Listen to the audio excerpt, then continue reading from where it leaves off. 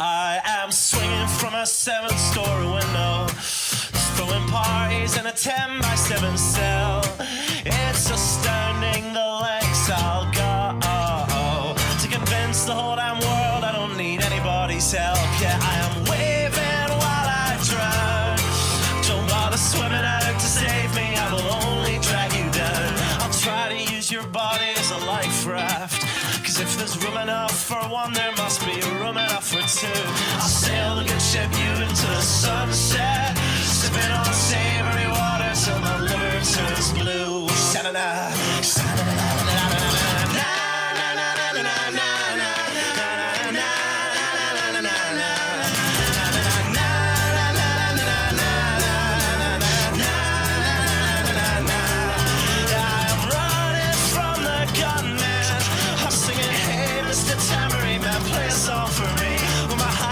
Is broadcast in the evening news. I will be relieved. La, la,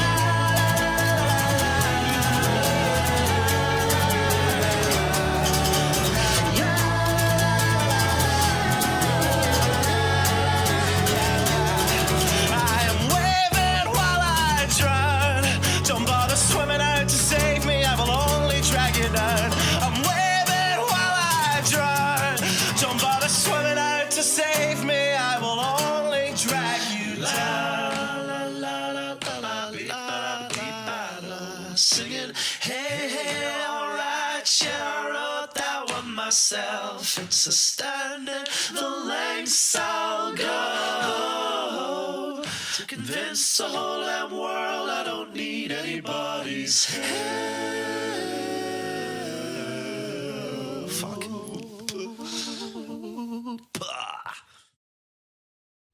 Yes, everybody, it is me, your wonderful host for the evening, Matt Wright, on this week's episode of The Writer's Block. Thank you all so much for tuning in.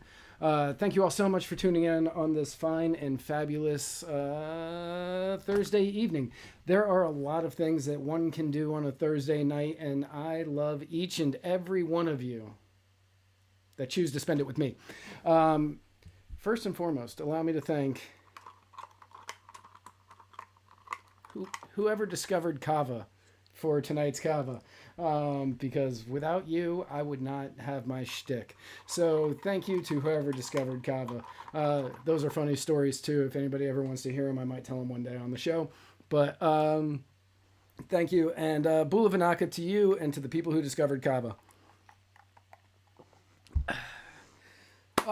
Great show tonight. Really excited about it. Thank you to the Narcissist Cookbook, who allows me to use his music at the beginning and end of every episode of The Writer's Block. If you are a fan of that song, it's called The Good Ship You by the Narcissist Cookbook. It's on his album Moth, and I believe he has another album coming out soon, and I'm very excited about it. Great guy. Weird way that he and I ended up getting to know each other. But check out his music. You can find him pretty much everywhere, and you can support him on Patreon. Today's episode is brought to you by the wonderful and fantastic people at the Libertarian Party Waffle House Caucus. If you want to become a member of the Libertarian Party Waffle House Caucus, all you have to do is go to muddiedwatersmedia.com/store and pick yourself up a button. A nice Waffle House Caucus button. If you want to become a voting member, pick up a shirt. This episode is brought to you by the Gravy King. Also, Fierce Luxury by Ashley. It is the high-end bag and accessories consignment store that you have been waiting for. They carry the hottest brands like Louis Vuitton, Chanel, Gucci, and Hermes. And you can consign with them for 30%, which is 20% less than consignment stores, or so I'm told. You can find them online at fierceluxurybyashley.com and on Facebook in their exclusive group, their secret group, their very secret group, Fierce Luxury by Ashley. This episode is brought to you by The Royal Green by Jack Casey.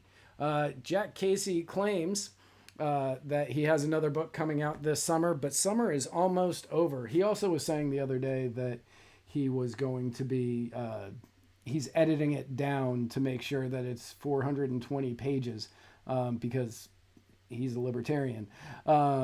So we may never see this book. I don't believe it exists. Time will tell. You can pick up The Royal Green or in Silver Throned at theroyalgreen.com. And if you do, let me know how it is, because I also refuse to read it. This episode is brought to you by the wonderful and fantastic people at Cumberland Cannabis Co. They are, Tennessee perfected whiskey. So one can only imagine that they did the same thing for weed. The wonderful people at Cumberland Cannabis Co. are proud of the fact that their product is viable, ethical, and effective. And their shop is very nice. I was there just a few weeks ago. So go to cumberlandcannabisco.com and pick up your weed today, your Tennessee weed. This episode is brought to you by Adderpan. Do you want to have the crap scared out of you for only $5? Adderpan is the game for you. Adderpan is a first-person five-night style game featuring creepy characters like that doll, who I'm guessing is Dolly, and lots of jump scares, or as Spike calls them, anxiety attacks. You get to run through a school trying to protect the school, I think. I'm not 100% sure if it's a public school or a private school. If it's a private school, I get trying to protect it. If it's public school, well, expansions are already in progress by the developer and will be available for free as they are released. It is currently available for Windows, and you can find Adderpan and upcoming expansions on Steam for $5. Skip Starbucks tomorrow, buy Adderpan. This episode is brought to you by Thomas Quita. Thomas Quita, or how they say quitter in Australia. Thomas Quitter is currently running for state senate in the 52nd district in New York. So go to tomfor52.com. That's TOMFOR52.com/FTG to join the meme contest. Pick up all the merch that you want. And he's using the slogan now, there's no quit in Queeter. But that's obviously a lie, because it's literally the first four letters of that word. There is a quit in Queeter. It's the first four letters of your name, Tom. But he does run better than Albany, so vote for Tom, tomfor52.com. And, of course, this episode is brought to you by Joe Solosky for Pennsylvania governor. Joe Solosky is a wonderful person and the voice of the Muddied Waters of Freedom, and he could become the first libertarian governor in history. So if you live in the Pennsylvania region of these United States, vote for Joe Solosky for governor. He is the key to Pennsylvania's success. So again, thank you all so much for being here tonight. I am very excited that you all are here. I'm very excited to have my guest on tonight. My guest tonight is Kevin Kahn. He currently serves as the political director of the Libertarian Party of Ohio, as well as the county chair for Hamilton CountyLiberty Party. And in addition, he ran for Congress in the 1st District of Ohio. Plus, we have so much more other things to talk about other than that, and I'm very excited about all of them. So please, everybody, welcome with me the wonderful, the fantastic, the amazing Mr. Kevin Kahn. Thanks for having me on. No, absolutely. I'm excited to be here. Good. I am excited to have you here. So welcome. Obviously, thank you for taking the time on a Thursday night, because again, a lot of things you can do on a Thursday night, and you choose to spend it with me, which I understand. Fantastic. So, Kevin, I like to start off all of my shows, because 98% of the people that I have on my shows are libertarian. So how is it, because I ask everybody how they became a libertarian, but from what I understand, you have a very interesting story on how you found yourself in the band of misfits and ne'er-do-wells that's known as the Libertarian Party. My road to liberty, huh? Yeah. Yeah, it's interesting. It's probably not unlike a lot of people finding their way to the Libertarian Party or liberty, as far as having a negative interaction with the federal government. But it was unexpected. I am 52 years old. I was not a political person. I don't think I probably voted in some presidential elections. I never voted in a primary. Um, I'm a business owner and I travel a lot, and usually out of the country more than I'm in. I never really uh, spent the time to get mail-in ballots when I wasn't going to be here. It just wasn't an issue. And So my wife is an immigrant. She's Mongolian, and we have a daughter that was born in Mongolia, and in 2018. And once she was born, I did all the paperwork at the embassy there, and it was surprisingly very expeditious. Got a passport in 2 weeks, and off we went. And I did my business, and then we came here, and we're here for a bit, and then in the summer times we go back there, so we could spend time with my wife's family. And in 2019. So my daughter would have been a year and a half then. We are coming back from Asia, and it wasn't our first trip here. So she's got a passport and she's got stamps in it showing that she's been around and she's been there and she's been here. And we are flying and land in a West Coast airport. I think it was San Francisco. Okay. And when we were overseas, in 2019, we see some news coverage. We see the kids in cages at the southern border and what's going on. And well, anyway, we get back here and we're going through customs and immigration, and the guy who's supposed to check us in and stamp our passports kind of was challenging the veracity of the documents that they gave me to use to prove who we were, right? And it was let me get my manager, let me get my supervisor, because some things didn't make sense. And first of all, it was scary as hell going through my mind, thinking that a guy who knows my name only because he read it off of a passport, right? And I know his last name because I could see it on his tag. And I know that this guy is thinking that if it came down to it, he could choose to separate my child from my wife and I. Right. No, absolutely. Like he could just say, no, I don't believe this. And I'm thinking, something calamitous could really happen because some stranger is having a bad day or has misinformation, or something went wrong. And it just kind of clicked that we shouldn't be in a situation where this could happen ever, right? And thankfully nothing did. What I would have hoped would have happened was we get there and they check the paperwork and they say, San Francisco your final stop? And say, no, it's Cincinnati. Have a great rest of your trip. Right. But that's not. Do you have anything to declare? No? Yeah, right. Yeah, I'm tired. It's been a 18-hour flight. Right. I'm exhausted. I'm really tired and a little hungry. Yeah.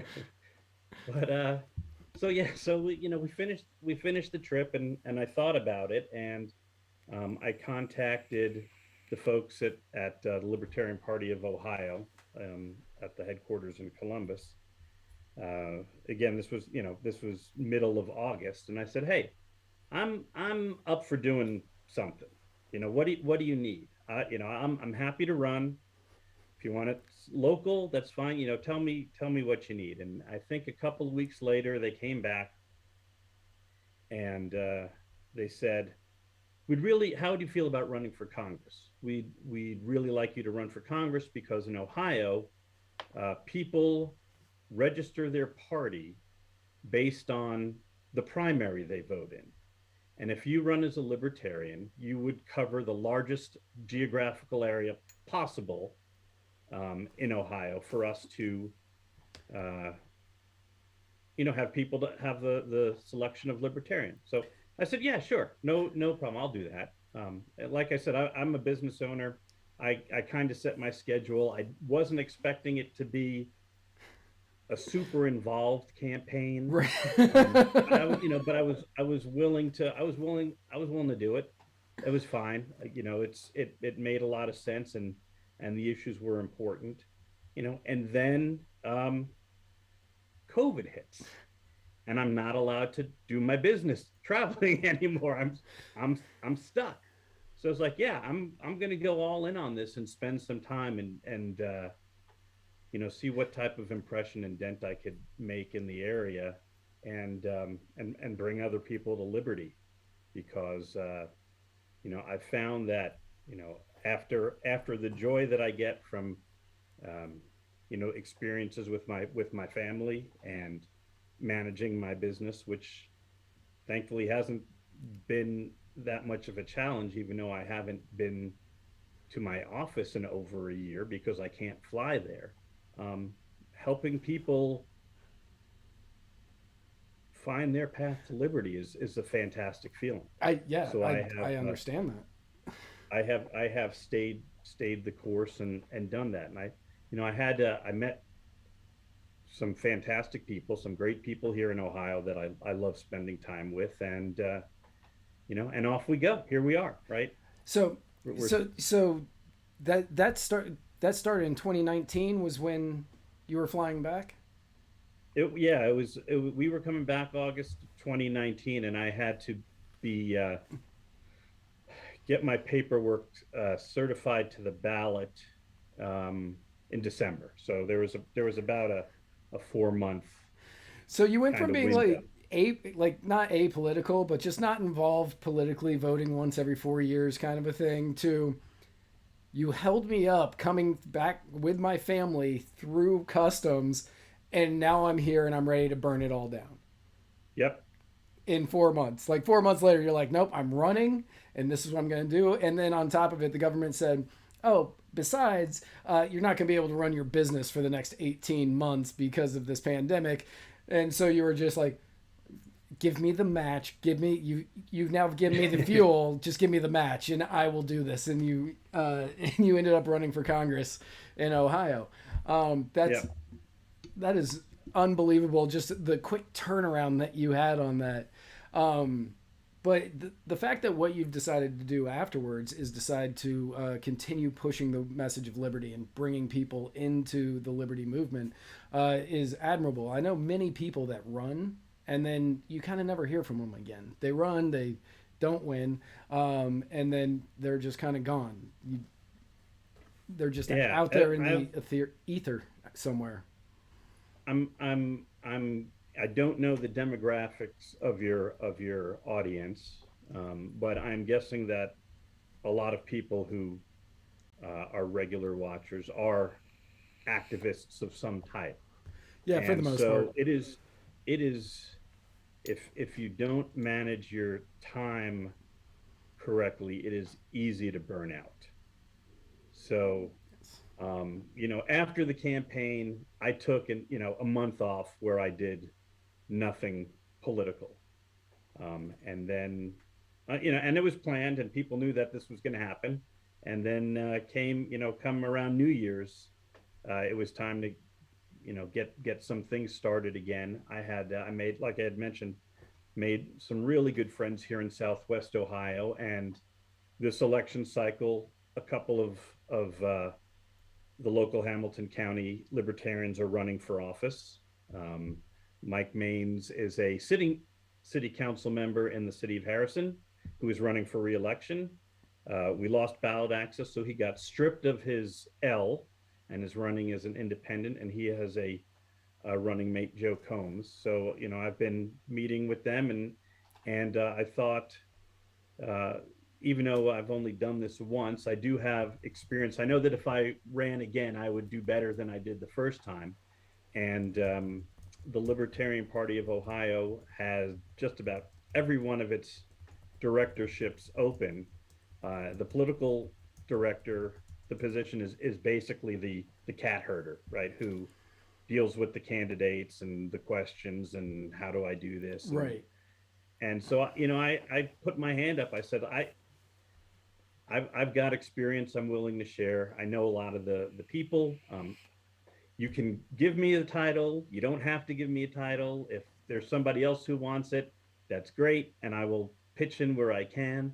But you said 98% of your guests are libertarians, so they probably know that once you put your hand up, you're it. You're it. So I became it, and started going down that path, working with the folks who Right. were looking for help on how to get to office here. So I've been active in the Libertarian Party on and off since 2013. Yeah, 2013. And like when I first moved down here to Florida, I started working on a libertarian campaign for Congress. It was a special election, and I started going immediately. And like I was just like, I'm gonna help this guy win. I want to see the first libertarian person in Congress, and I was working on his campaign. If they needed anything, I was there. He lost the special magnificently, like just it was brutal. And then he immediately started running again for the next year's election in 2014, because the special was in, I believe the special was in January. It was in January or February, and then the next election was in November. So he just started running immediately again. And on that campaign, I was like, so I started with his campaign in like December, and we just went that entire year just going as hard as we could, knocking on every door that we could, making all of the phone calls that we had to make. And then after that, I became the vice chair of my county, and then I was in charge of helping set up all of the events. And I was just libertarian, and then I got a job, and I had to go to work, and then I was trying to do both, and it just burned me out so quickly that I ended up having to. I had to take a break from something, and since the job paid my bills, I ended up taking a break from the Libertarian Party. But that was when I started this podcast, and 5 years later, I'm still doing this, because I found that, in me personally, I have found that spreading the message of liberty is easier on this platform for me, because I know when it's going to be. There's no surprises outside of internet issues that everybody in the comments is telling me is going on. But but other than that, like, this is the great way to be able to spread the message. So you're planning on running again, I'm assuming? I have no plans to run again at this time. Right.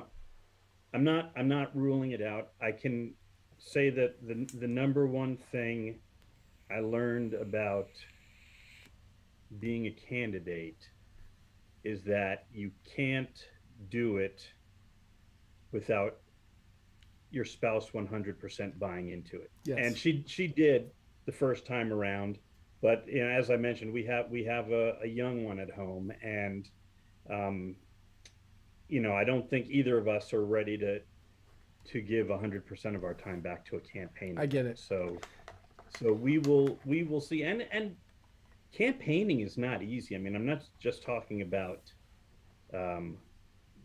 the mechanisms of the door knocking and the phone calls and the whatever. I mean, I kind of had it easy because we weren't allowed out, right? So right. My campaign was a social media campaign with a few events that we were able to get in, but it wasn't, there wasn't that much outdoor activity going on. But from people who don't even know you, just the vile and vicious comments they make to try to put you down because they don't agree with you is crazy. Right. The amount, you really have to be thick-skinned. You do. And which I am. It was fine. And it kind of helped my patience, because I'm not very patient with that, and I've been working on that and learned to be. But if I didn't, I would really have to think hard if we're ready to be subjected to that, that type of scrutiny and anger for no reason again. It's nuts. Right. So I know that one of the things that you are working on is you want to spread liberty to everybody, which I respect Yep. and I understand, and that you want to see a libertarian president in your lifetime, which I would enjoy that because that would also be in my lifetime. Yep. So what is it that what is it you're working on to help spread that message now? Yeah. So in addition to working with the candidates here in Ohio, I am joined the board. I was invited to join the board of a group called Accountability Now Ohio, which is a nonprofit dedicated to one single issue, and that is eliminating qualified immunity in Ohio. And we are working to do it via a constitutional amendment to the state of Ohio Constitution via a ballot measure. Because as of now, we don't have anybody sponsoring legislation in Ohio like other states have had to eliminate qualified immunity. So we are going to try to put it on the ballot for the voters to decide on. And I'm certain that everybody watching this show or listening to this show on your favorite podcasting app is well aware of what qualified immunity is, but that is the policy that allows police officers to get away with literally anything. And for some clarification, there are different jurisdictions have addressed it differently, and we are going for a full out elimination. So it's not just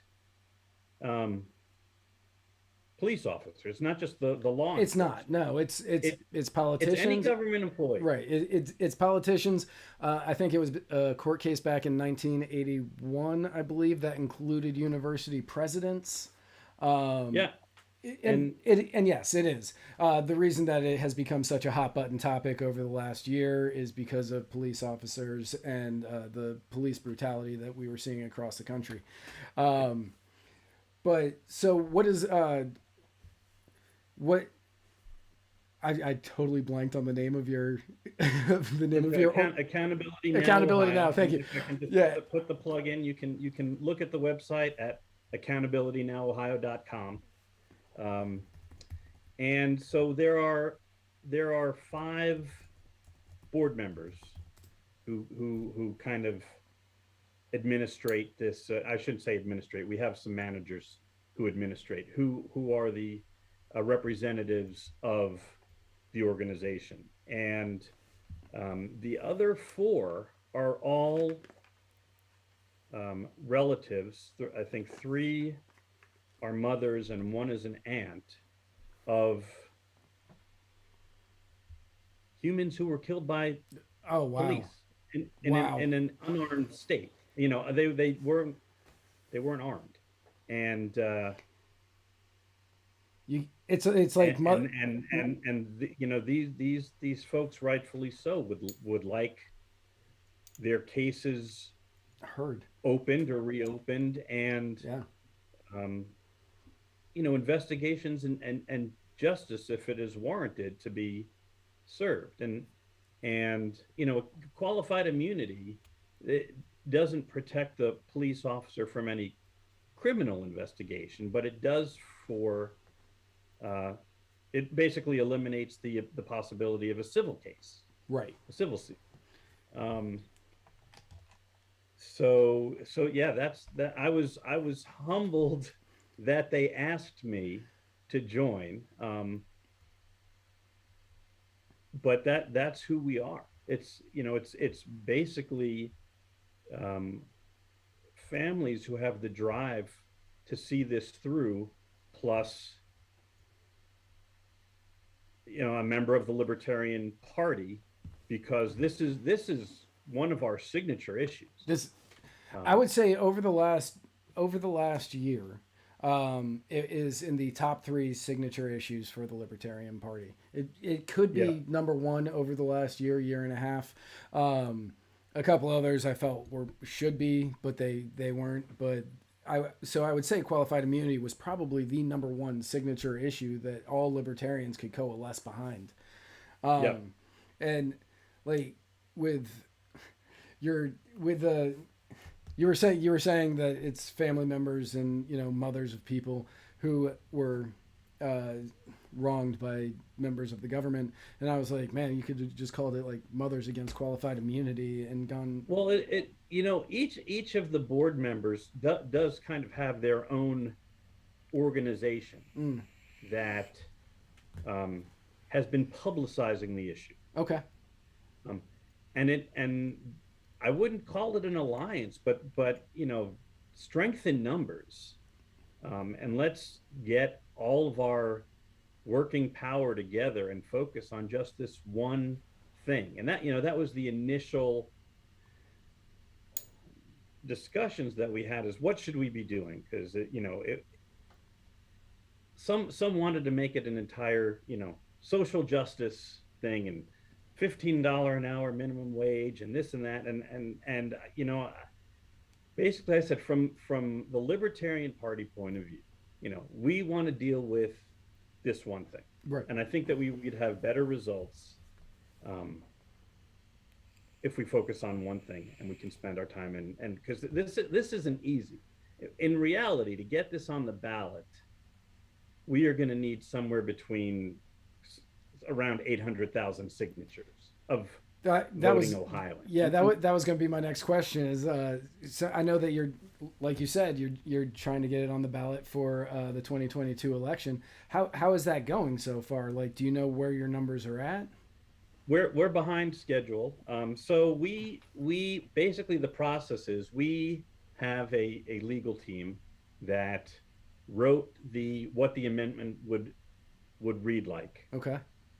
And we had to get 1,000 signatures and submit it to the state attorney general for him to review the word to make sure that it was fair and truthful. And there was a lot for our attorneys to work with. There was Congressman Amash's eliminate qualified immunity bill in Congress, and there were other states that had legislation that passed, and we got the 1,000 signatures back in April. We were done, and we submitted it, and 10 days later they said, yeah, these two words don't look correct, revise it and resubmit it, which means that we were again out collecting signatures. Right, because you have to get 1,000 each time. Again, and when they say 1,000, that means we have to get 2,000. 1,700, right, 1,800, something like that. Because they're going to try to figure out a way not to let that ballot get on there. Correct. Right. So we are in our second waiting period, where we have submitted the revised wording, and I think that next week is the deadline when we hear if it is now fair and truthful, and see where we are. But we have, in the interim, we're scaling up. We've got a website. We just went on Instagram. We have a professional manager who is contacting potential donors and partners who want to help with the effort. I want to give a big shout out to Americans for Prosperity, and there's a libertarian who lives in Southeast Ohio, Michael Segrist, who has been phenomenal in pushing this effort. They've provided activist training for not only libertarians, anybody who wants to help. Right, anybody that wants to help. Yep, I've done some work with AFP in the past. Yeah, and again, with the single issue, we would get feedback from potential partners who were saying, oh, AFP, we don't like some of the things that you guys push. Right. And I think that Michael had a great answer when he said that, he said, we can probably find a lot of things that we don't agree with, especially on the economic side, but there's no reason we can't agree on eliminating qualified immunity. Right. So let's just get it done and get out there. So we'll see what happens, what the Attorney General says in the next week or so. Yeah, and that's as far as going back really quick to AFP. Like, so AFP, I've done a little bit of work with some of the people from there. Never anything official with AFP, But yeah, there is a lot of things that we're not going to agree with Americans for Prosperity, and that should not preclude us from working with them. Just like there are a lot of things that, progressive groups that we don't agree on, but that should not preclude us from working with them on the issues that we do agree with them. Yep. You don't have to agree with everybody 100% of the time in order to work with them. You just have to agree with them on that issue and then work with them on that issue. We're libertarians. We don't agree with ourselves. Right. Yeah, that's fair. Like, right. You can't go to a libertarian meeting without people arguing over the most mundane things. Yeah. So just figure out what you can work with these people on, work with them, and then you can move forward. You can say, yeah, Yep. It was great working with you. I'll see you while we're battling against each other on gun rights or whatever. And whatever it is. Whatever Yep. it is. And I can't wait to work with you again on another issue in the future. It doesn't have to be an all or nothing thing with these people. Yeah, and yeah, I think that when it is, it's because the duopoly has trained them very well in binary thinking, Very well. right? So that's part of the job of preaching liberty, right? Is that there is a third way and a fourth way and a fifth way, and there are lots of things that we can get accomplished without it being an us or them binary type of world. And hopefully we can get people to buy into that, because it makes life much more exciting and enjoyable than to be limited to two choices.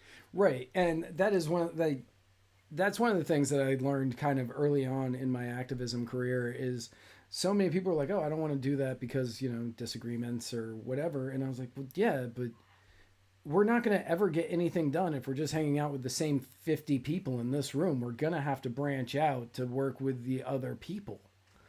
And that is also how we will spread our message, is if we do that. And that's how we came up with the idea of we would host candidate forums and bring all of the candidates that were running and then invite everybody to show up. So all of these people would be there, including, you'd have the Libertarian, you'd have the Greens, you would have, and everybody would come to them because for the local elections, they weren't getting this opportunity anywhere else.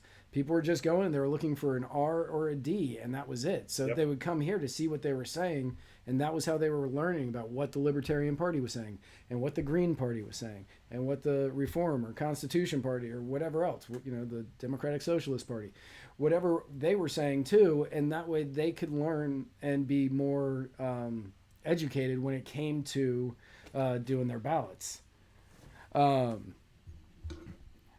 To everybody in the comments, sorry, Kevin. To everybody in the comments, I don't know why the the video is freezing. Everything on my end looks like it's going perfectly fine. I will have to check things out after the show. I am very sorry. Apparently everybody can hear everything we're saying. It's just the video keeps freezing, so I don't understand why that's happening. One of the comments did say, love accountability now. Blondie and Andre are some of the best people. So they have been. So before Accountability Now started, one of the actually two of the members, Cynthia Brown and Marcella Bailey. Marcella lost her son, Kareem Ali Nadir Jones, and Cynthia is his aunt.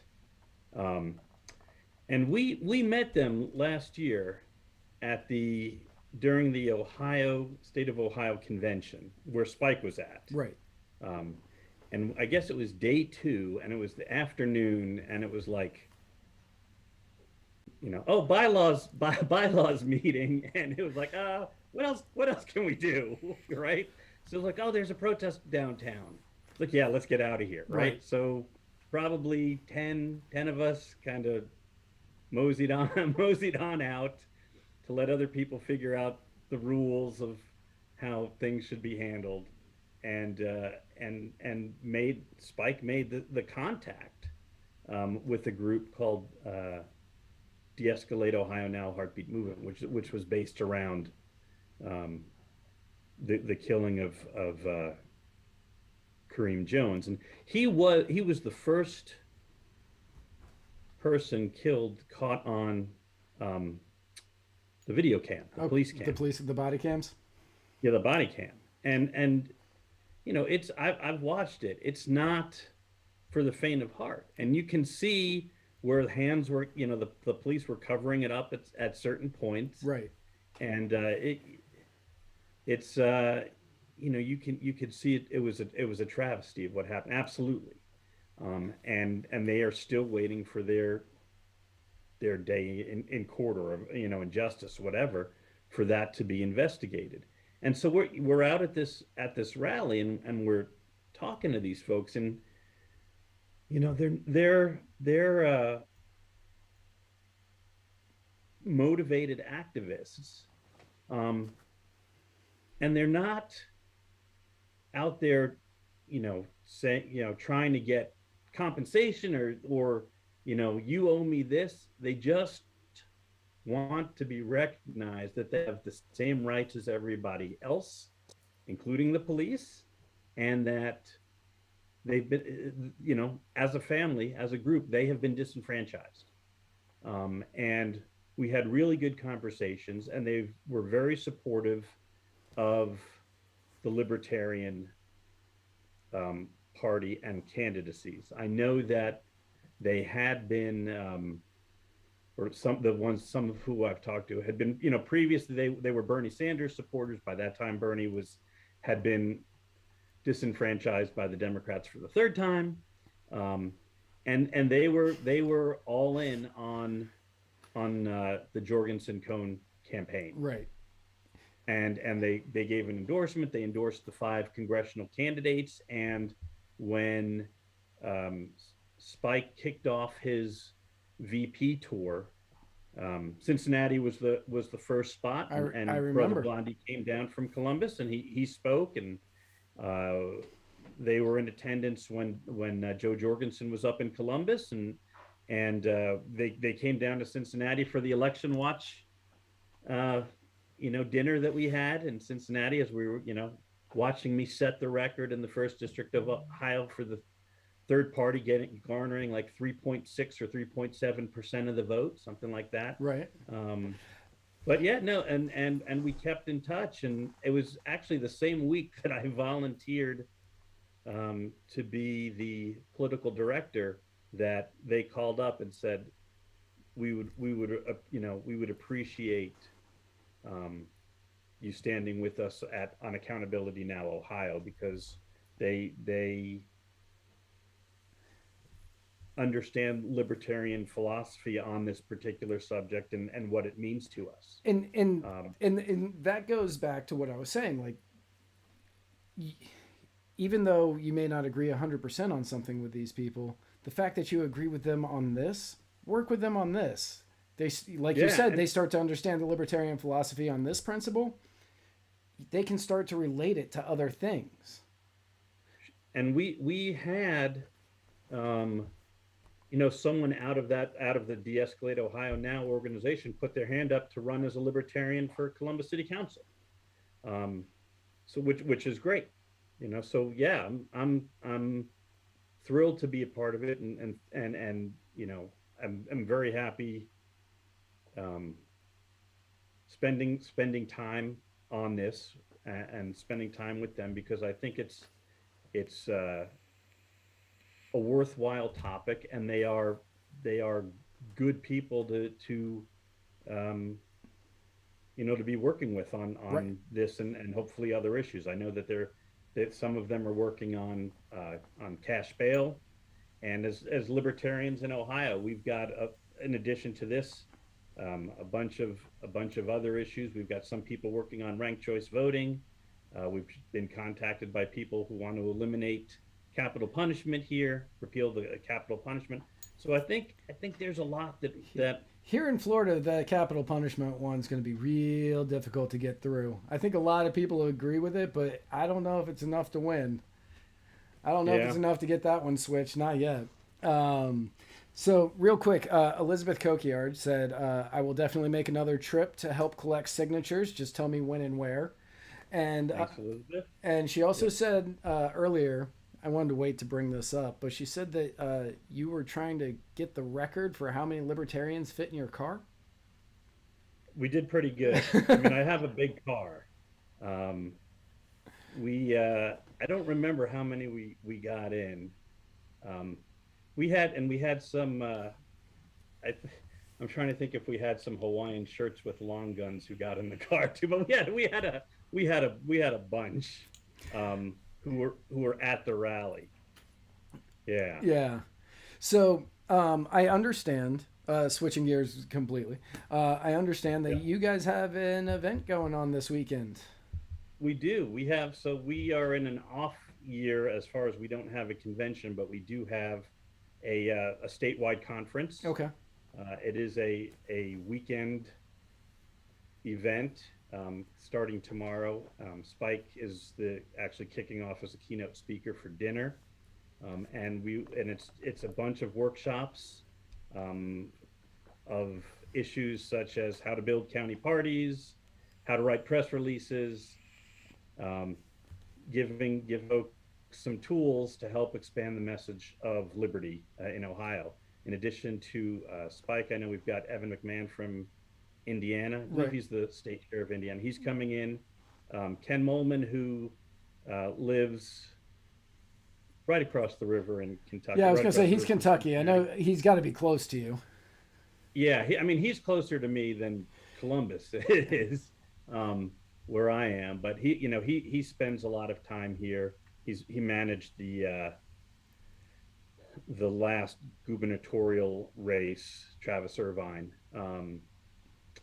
So he'll be a speaker. They'll have a panel, and there'll be some fun events. And after that concludes around noon, the folks from De-Escalate Ohio Now are having a money-raising rally. They are trying to go to an event in Washington, D.C. on August 28th called End Police Brutality in the Impacted Families March and Rally.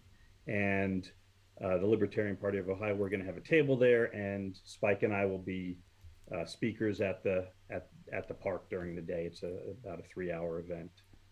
Very cool. Yep. Very cool. Well, so again, thank you so much for coming on. Before I let you go, I have one question. We touched on it earlier that your goal is to reach freedom in our lifetime and to see the election of a libertarian president. The reason why you want to see a libertarian president is one of the greatest reasons I have ever read. So why is it that you want to see a libertarian president in our lifetime? Because I would like to be appointed to the position, and I'm not sure what. I don't know which position this would be either. It is. But I just want to be the guy who gets to call the ICE officers into the auditorium and say, folks, thanks for your service. You can go home now. No, it's no longer required. Now, wouldn't that just, theoretically, couldn't that just be the president that gets to do that?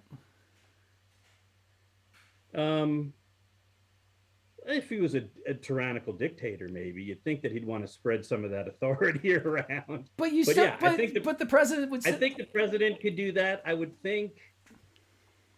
I don't know. Homeland Security. I don't even know who they report to. I think they're probably somewhere in Homeland Security, but there's either Homeland Security or the somewhere Justice. There's a bureaucrat who's got an office with a window that they don't really need, who can make that happen. And I'd be very happy to occupy that office for a couple hours. Right. And make that happen. Yep. You become the Secretary of Homeland Security, so that way you can go, okay, let me get all of the ICE officers. Thank you. Thank you so much for your service. You may leave. Yep. You may leave. It is over. Papers will be at the table on the way out the west exit door. It's sorted alphabetically. You're going to need to show proof that you worked here. You're going to have to show proof that you worked here. You may get questioned on it. So make sure you have backup proof that you worked here. And if you can't prove it, we have a holding cell until you can. And you might recognize them. Some people call them cages. Other people call them off-site facilities. Whichever one suits you. But Kevin, thank you so much for coming on, man. I really appreciate it. Thank you again for having me, man.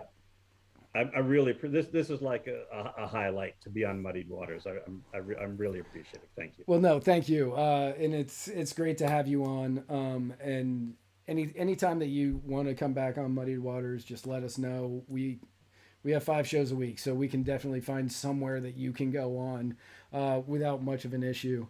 And we would love to have you back on somewhere sometime in the future. And I look forward to seeing what Accountability Now does in the future, because I hope to see that it gets on the ballot in Ohio. I hope to see that it gets on ballots all across America. But it's still kicking around Congress, but they are, the old Amash bill's been reintroduced. And they're just not going to, despite what they talk about wanting to fix the criminal justice system, they are not going to act on it. Right. They just aren't. And that's we've got to do it locally. Yep. And that's one of the things, real quick before I let you go, because this is how we do this. That's one of the things. They're like, we need to fix the criminal justice system, but they're never going to. It's like Democrats will continually talk about banning guns, and they might chip away at it here and there to say, look, we're doing something. It's, we're making a difference. But I don't think they would ever fully do it, because what would they have to talk about? And Republicans with abortion, if Republicans got rid of abortion, they would lose that entire plank. So the same thing with police reform for both sides. They talk about it a lot, but nobody does anything because they continually talk about needing it. And it's one of those planks that they're like, we need to do this, but we can't really do it because then we won't have anything. It's a good money raiser. It's a fantastic money raiser. Yep. It is fundraising for their campaigns every 2 to 4 years. Yep. It sure is. But again, thank you so much. It's accountabilitynowOhio.com. Yep, that's it. accountabilitynowOhio.com. Everybody go to the website. Kevin Kahn, thank you so much. I will talk to you again very soon, I am certain. I'm going to close the show out if you want to hang out for a few minutes. If not, cool. Okay, I'll talk thanks, to you later. Matt. All right. Yep, I will. All right. Thank you all so much for tuning in. I definitely appreciate the time. I am very sorry for whatever the technical issues were throughout this episode. I don't know what it is for the first time in forever on my side. Everything looked like it was working perfectly. So I don't know what was going wrong, and I'm going to have to check on all the different settings and all of the different apps. So I apologize.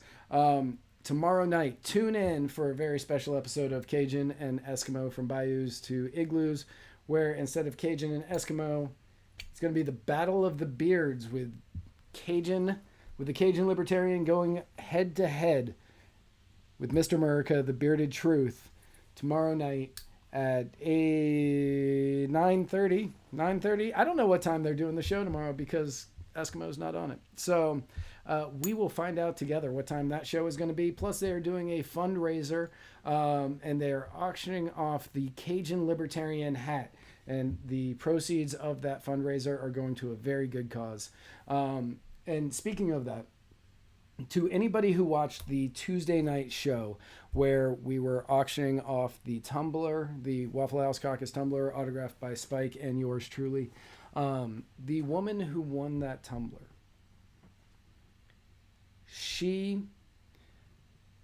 I don't want to give up too much of her story. I know we're going to talk about it on Tuesday, but she asked that I auction it off again next week. She said that she didn't want it. Her son was unfortunately murdered last summer. And he was a huge fan of Spike's, and he was a fan of the show. And she wanted to just give us the money because she thought that was something that he would like. So she, and we're going to do something for her in the future because there's a lot of stuff that is working that we're going to be going into a little bit deeper on Tuesday, and I don't want to give too much away. But so we will be auctioning that same mug off, and the proceeds of which I think are going to be going toward a charity of her choice. So tune in on Tuesday for the re-auctioning of the one-of-a-kind Waffle House Caucus mug. And